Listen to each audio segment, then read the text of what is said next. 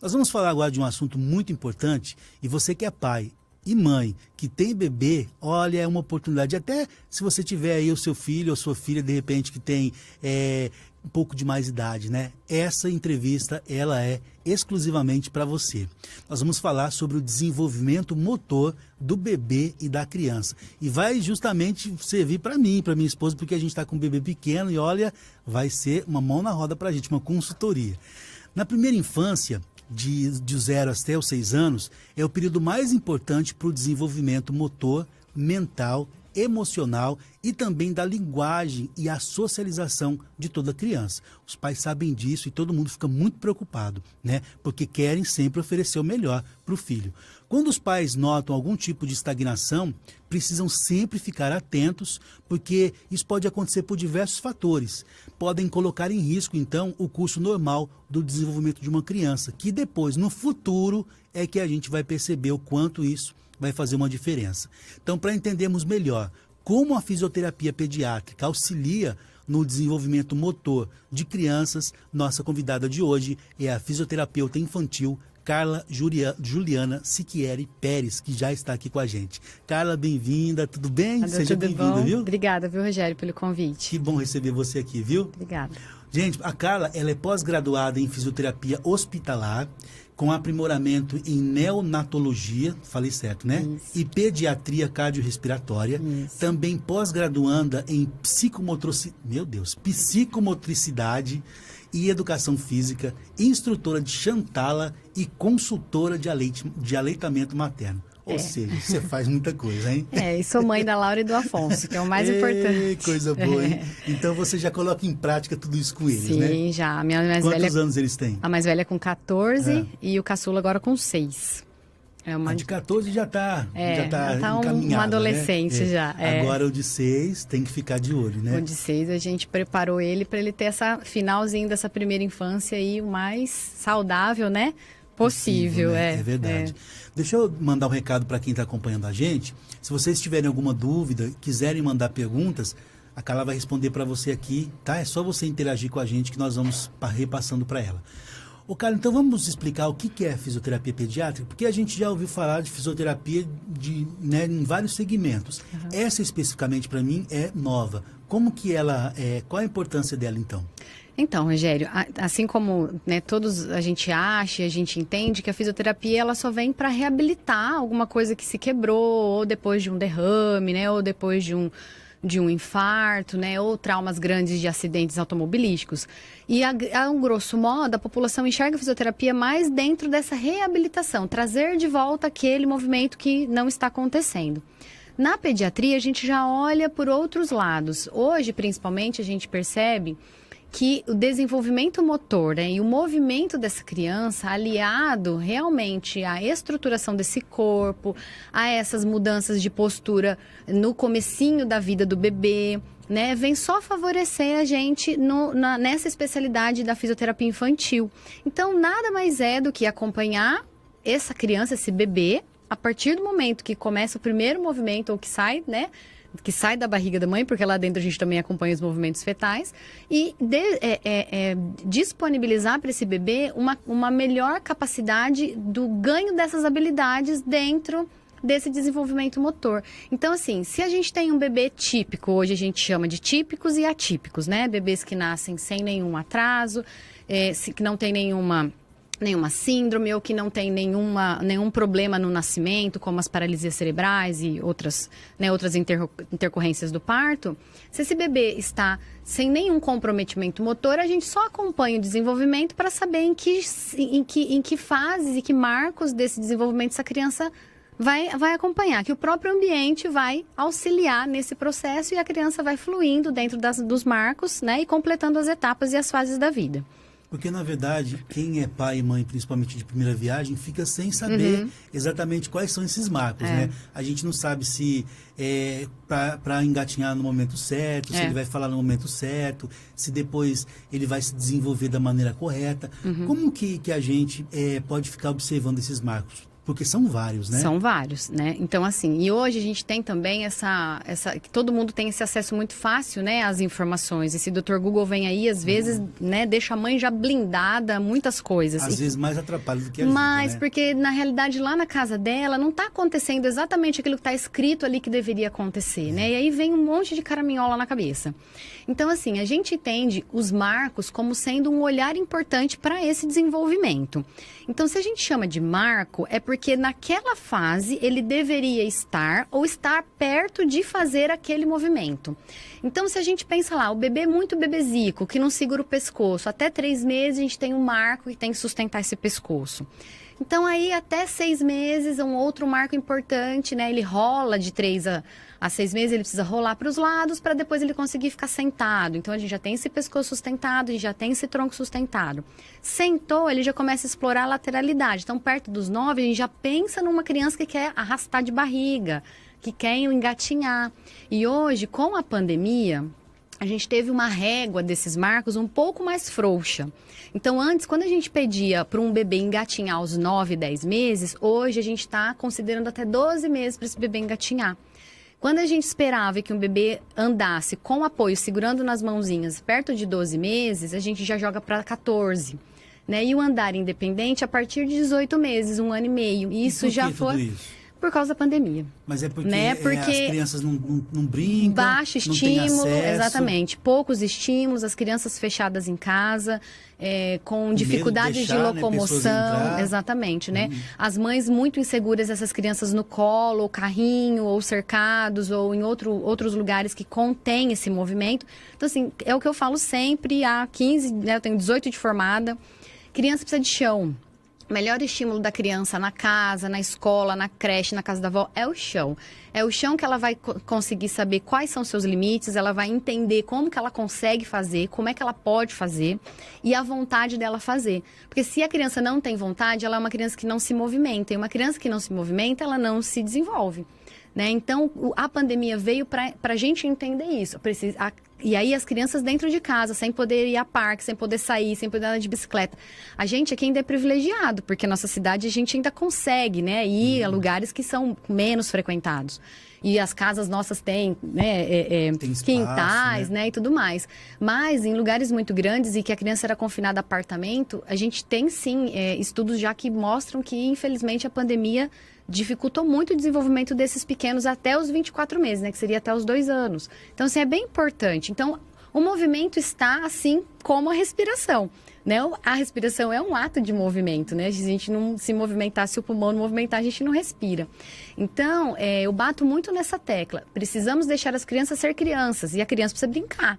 E é na brincadeira que ela se movimenta e que ela se desenvolve. É simples, igual antigamente, né? Então, eu falo da internet, porque a internet vem com 1 milhão de coisas, né? Faça isso, faça aquilo. Chão, um tapetinho lá de EVA, né? Esses tatames de EVA. A gente vai mudar a decoração da sala aí, da casa, pelo menos uns 3 anos, mas é saúde pro seu filho, né? É saúde, daqui a pouco todo mundo de novo. O meu bebê, a gente tem nesse espaço lá para ele, mas ele não fica. É o único lugar que ele gosta de andar debaixo da mesa e vai para dentro da estante. É isso mesmo. Ele vai para todo lugar. Ele vai explorar o ambiente que ele tem conhecimento. E tem que deixar, né? Tem que deixar. Aí ele vai entender qual que é a noção dele no espaço que ele vive. Se ele vai ainda entrar embaixo da cadeira, ele tem que abaixar a cabeça, então ele sabe, opa, se eu erguer um pouquinho, eu vou bater. Então eu vou baixar. Essa noção está sendo calculada, está sendo aprendida. E ele vai se desenvolvendo. Vai subir nas coisas, vai agarrando nos móveis, vai puxar a gaveta. Isso para mim é tudo lindo, é isso que a gente espera do bebê. A gente morre de medo, né? Os pais de primeira viagem morrem de medo. Mas o tapete vem até para isso, que se cair de bumbum ou se cair de costa, já dá uma amortecida ali. Então, a gente tem um pouco mais de risco. Então, a gente tem que olhar para a fisioterapia não só para esse negócio de estica e puxa, né? De encolhe e vai. Não. Porque o movimento é para o resto da vida. Se a gente vem com o bebê se movimentando adequadamente, a gente tem um adulto muito mais saudável, né? Sem problemas na coluna, sem problemas no joelho, ou com menos dores, né? Se assim a gente conseguir chegar muito cedo nisso, né? Independente dessa criança, se ela tem ou não algum atraso. Olhando para o desenvolvimento saudável, a gente é um adulto saudável.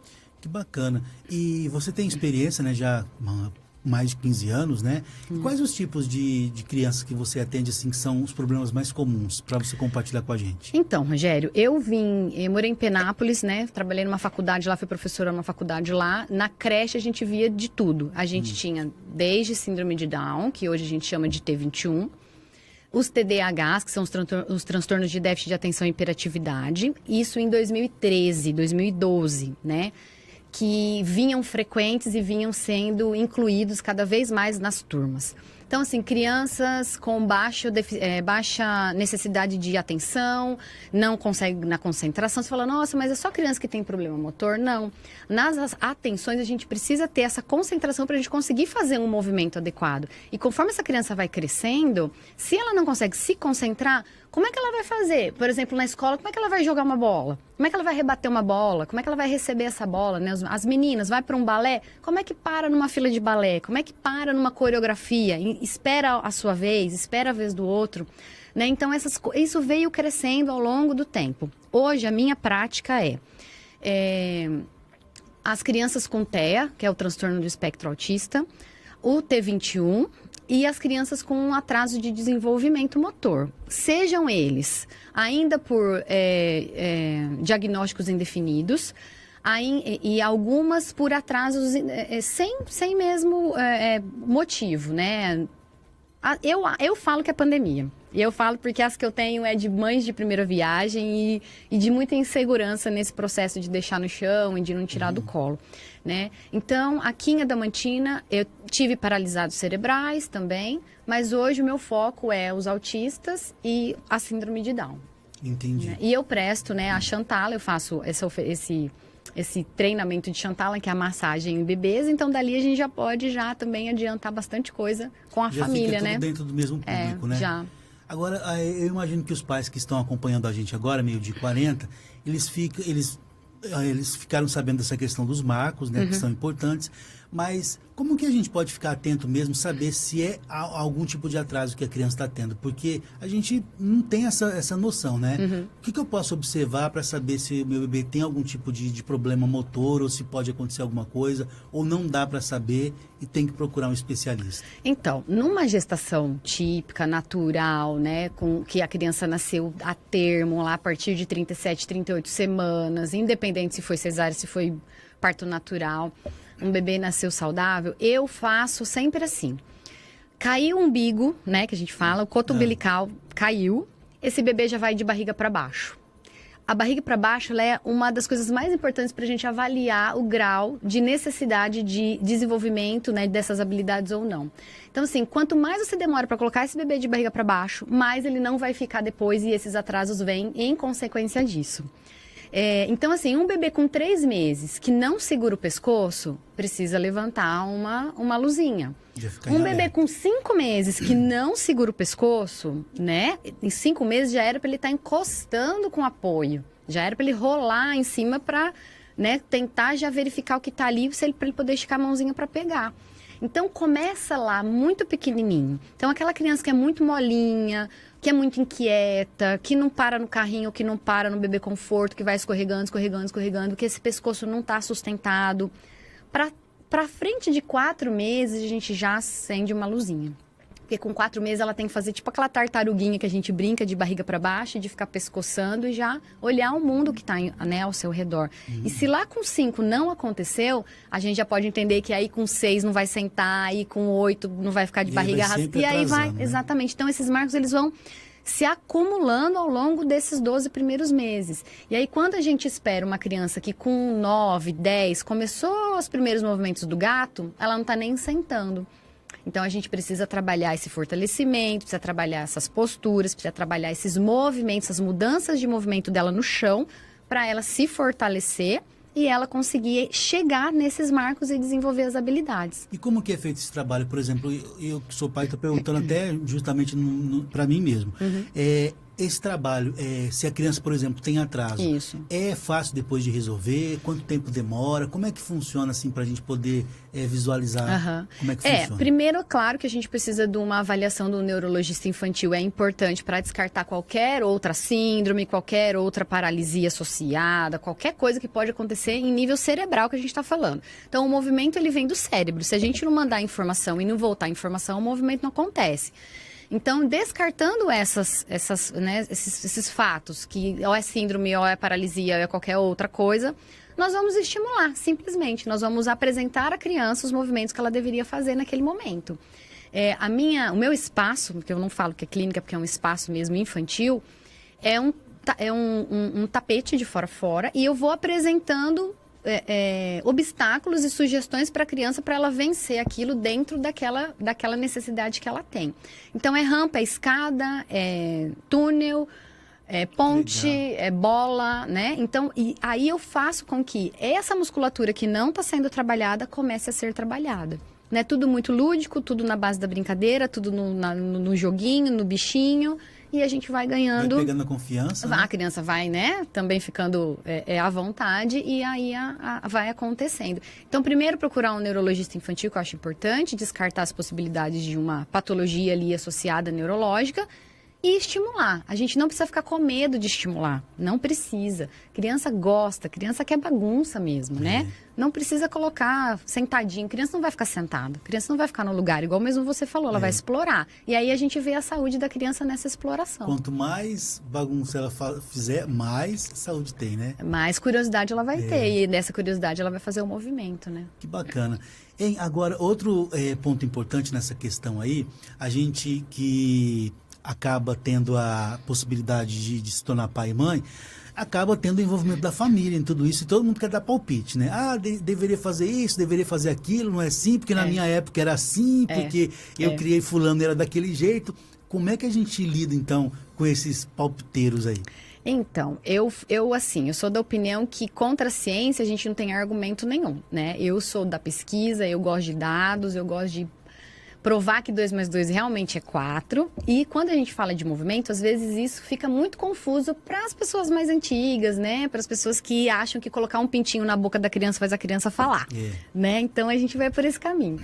Então eu trago as avós, eu trago as tias, as palpiteiras de plantão eu convido. A mãe às vezes fala, traz na próxima sessão. E aí eu mostro pra ela, olha, vó, tá vendo? Porque normalmente é vó mesmo, né? Normalmente é vó. Isso aí a gente já sabe que vem de vó, veio de uma comadre mais chegada, né? Tá vendo isso daqui? Olha, ele não tá fazendo isso por causa disso. Então, lá na sua casa, por exemplo, ele não tá conseguindo escalar, ficar em pezinho. Se você colocar 2 almofadinhas, ele vai de joelho, ele apoia assim, ele apoia assado. Será que vamos tentar ver se ele consegue? Vamos fazer aqui? Ele fez. Então eu posso fazer? Pode. Então, quantas vezes eu vou fazer? Deixa ele fazer. Vamos deixar fazer, porque as pessoas querem respostas imediatas e às vezes a gente não tem essas respostas, né? Então eu preciso provar para a família, quase toda sessão, que deixa a criança se movimentar, que o movimento vem natural. Então eu trago a família é minha aliada, porque a criança fica comigo 40 minutos, né, Rogério? E tem o resto do dia em casa para trabalhar. Às vezes os pais trabalham, acabam ficando com outra pessoa, e essa pessoa que tem que trabalhar. Vem babá, vem vó, não tenho problema nenhum. A minha sessão é aberta, meu espaço é aberto para isso, porque a gente precisa fazer com que as pessoas olhem diferente para a criança. Hoje tem que ser tudo muito robotizado, é tudo celular, é tudo joguinho de computador e de E o movimento vai ficando, né? As brincadeiras vão ficando. A gente vê hoje criança com 1 ano aí já com o celular na mão, né? Que já com o dedinho tá ali, né? Mas aí você pede para de repente descer um degrau, não desce. Engatinhar mais rápido um pouquinho, fazer uma corrida, não faz, né? Com 1 ano. Né? Criança com 2 anos que não pula, não sabe pular, não sabe uma brincadeira um pouco mais rápida, um pouco mais agitada, porque fica condicionada a sofá e TV, sofá e TV, sofá e TV. E no futuro ela vai ter, então, uma situação que vai ficar bem deficiente. Esses atrasos, né? Eles vão se juntando. Então, a gente vai ter atraso na fala, a gente tem atraso com relação ao comportamento social. Então, são crianças mais tímidas, mais introspectivas. São crianças que não olham para o outro, para conversar com o outro, fica escondendo atrás. Lembra que tinha, né? Que fica atrás da saia da mãe, né? Que tem todo... E aí, a gente tem hoje sobrepeso nas crianças pequenas, principalmente, muito importante. Então, aquelas crianças que são condicionadas a salgadinho e bolacha o dia inteiro e não tem gasto de energia. Então, como é que vai vai ser lá na frente, né? Então, olhando para a saúde da criança, e na verdade eu divido essa primeira infância em primeiríssima infância, que é de 1 a 3 anos. Então, a primeiríssima infância é o pontapé para a primeira infância. Então, imagina, a gente chega lá com 6 anos, vai para a escola, vai fazer uma educação física, não gosta de se mexer, não gosta de outro relando, de outro... Como é que faz? E depois vai ter colegial, né? Que é o mais ainda que eu falo que é o cruel de todos, né? O colegial é competição, competição. Então, a gente precisa mesmo investir na saúde, na qualidade do movimento da criança, porque é saúde para tudo, para tudo, para tudo. Principalmente nesse nosso pós-confinamento, né? Porque eu bato muito na tecla com relação a isso, porque a gente tem crianças diferentes. E principalmente muita gente imagina que a pandemia acabou, né? Já estão todo mundo mais relaxado, mas não, gente. As precauções ainda devem continuar. E aí a gente acaba também ficando mais preso em casa, né? Em casa. Porque a gente fica com medo de receber pessoas, porque não sabe se a pessoa está ou não contaminada. Se tem criança pequena é mais complicado ainda. Sim. E a gente acaba se fechando, né? A família toda se fecha, né? Sim. Então é preciso ter essa abertura, né? Sim, com certeza. Crianças que não têm contato com outras crianças, a gente já tem recebido também, que são crianças socialmente diferentes. Né? Então, hoje a gente fala assim, mas tudo tem um diagnóstico? Não, a gente não, para tudo, infelizmente, a gente não tem diagnóstico. Mas se a gente pode estimular e evitar um atraso, não é muito melhor do que depois correr atrás do prejuízo e ter que ficar, né, se desdobrando e entendendo o que foi, o que não foi, por que foi. Então, a estimulação precoce, né, que eu gosto de falar, ela não vem para crianças com atipias, crianças com necessidades. Não, ela vem para qualquer criança, para a gente não ter que correr atrás depois.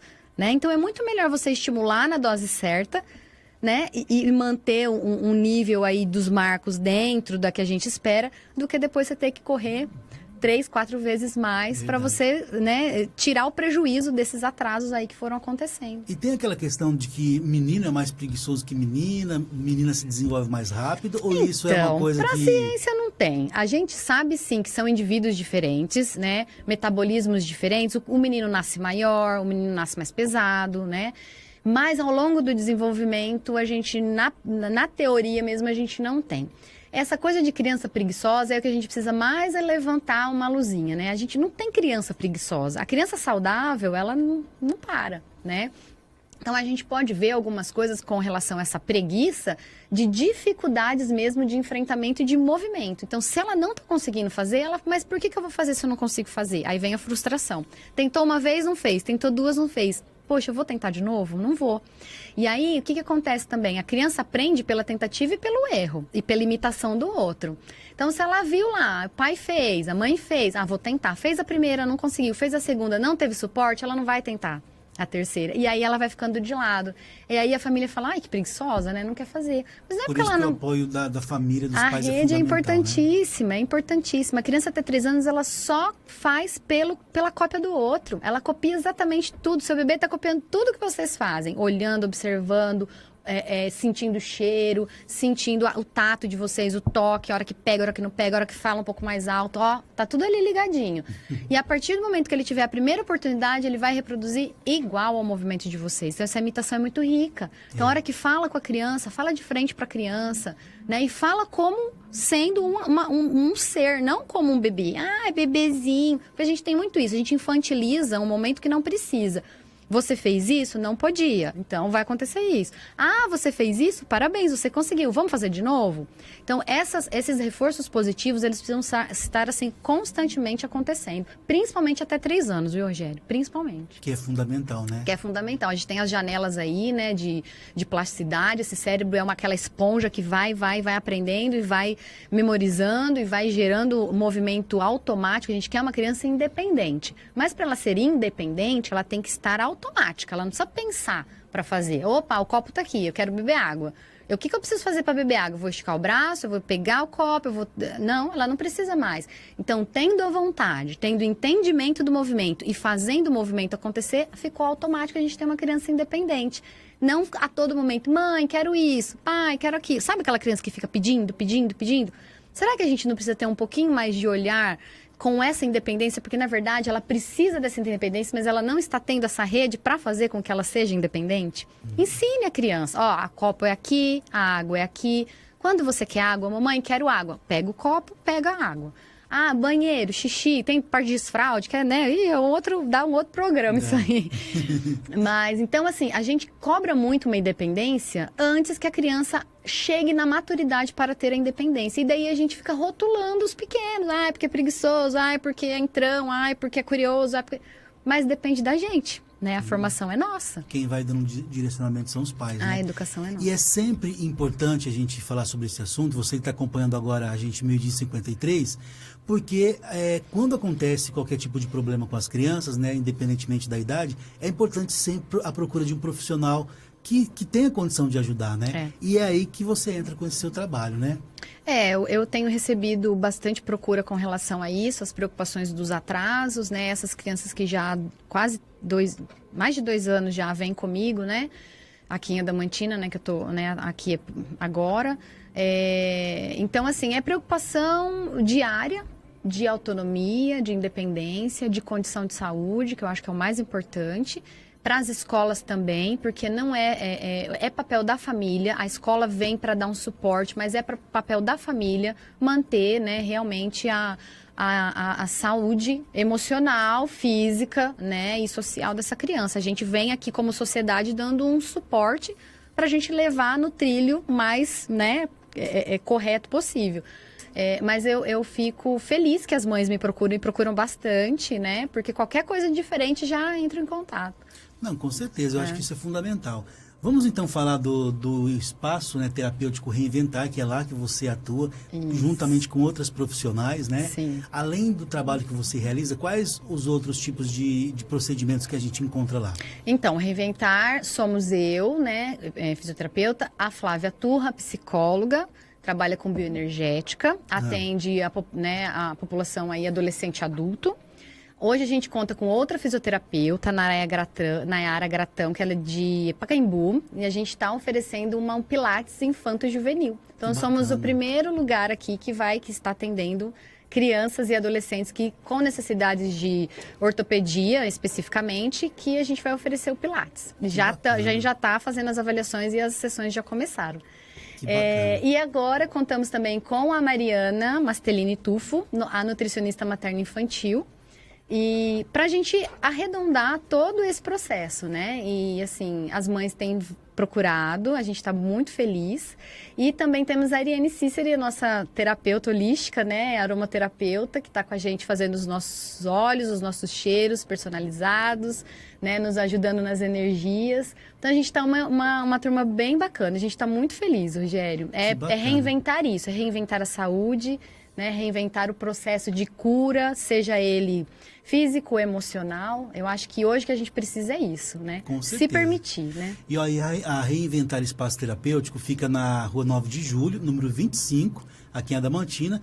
E o telefone é bem fácil, tem inclusive o WhatsApp, se você quiser, né, manter contato com o pessoal, saber mais, é o 98128-2821. 98128-2821. É isso, né? É isso mesmo. E sempre o pessoal procura, né, tirar informações. É importante que vocês estão lá assim com uma equipe completa para qualquer nível de problema vocês poderem resolver. Né? A gente queria mesmo que a gente tivesse uma equipe que falasse todo mundo mais ou menos a mesma língua, para que a gente consiga dividir, distribuir, né, as condições que aparecem para a gente, que é muito mais fácil, né? Com muito certeza. Mais fácil. Porque se de repente não é do seu nicho, mas você passa para outro que está todo mundo ali. Exatamente. Todos prontos para atender, né? Olha, que bacana, eu fiquei muito feliz. É um assunto que dá para a gente estender, né, para outros programas. Eu vou convidar você com certeza novamente para voltar. E deixa o seu recado então para os pais, para ficarem atentos e qualquer tipo de dúvida, entrar em contato. Rogério, eu agradeço o convite, estou sempre com vocês, né, participando em outros momentos. E assim, não fiquem com dúvida, né? É melhor você já sanar aquilo no momento que você verifica. Faz vídeo, manda lá no Instagram, né? Pede opinião, se precisar de uma avaliação, a gente faz avaliação, né? Então, eu acho que a gente não pode ficar com dúvida. Hoje, a gente não tem mais tempo de dúvida, né? O tempo passa muito rápido, a gente tem que correr, aproveitar, tem que aproveitar. Né? Quem quiser saber mais detalhes, a gente está mostrando aqui, o Instagram é o reinventar.ep. Isso. É o Instagram da clínica, vai lá, você pode ter acesso a várias informações, conteúdos bem especiais e você conhecer mais do trabalho de toda a equipe que trabalha lá na Reinventar.